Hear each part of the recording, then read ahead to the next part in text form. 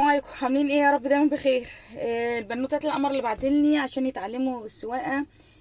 بصي يا حبايب قلبي، انا مش بعلم سواقه، انا اصلا عليا الله حكايتي وعايزه ايه اللي يعلمني والله العظيم.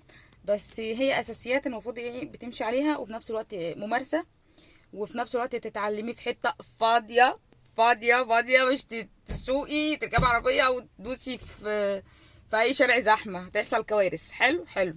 فاحنا هنسمي الله كده ونصلي على رسول الله، نصلي على رسول الله عليه الصلاه والسلام. بسم الله. اول حاجه طبعا احنا حطينا مفتاح العربيه اللي هو ده. تمام. هو في تكتين، ادي اهي، بصوا كده تكه تكه، بصوا تكه تكه اهي، دي اول تكه اهي. حلو حلو كده تمام اهو. حطيتي مفتاح العربيه وانت زي الفل. في 3 حاجات تحت، 3. بصوا اللي هم انا هوريهم لكم، هم بس مش عارفه هيبانوا ولا لا. بصوا اهو يا اختي اهو، اهو ادي واحد واحد 2 3. ما تركزيش مع الشبشب ده عشان راحتك في شبشبك، راحتك في شبشبك مش في الحاجات التانية. تمام.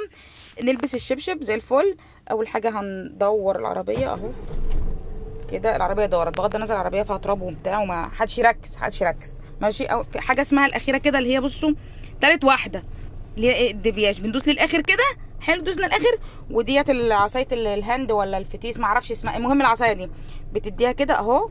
ادي اول غيار اللي هو ايه، اللي هو على واحد. حلو.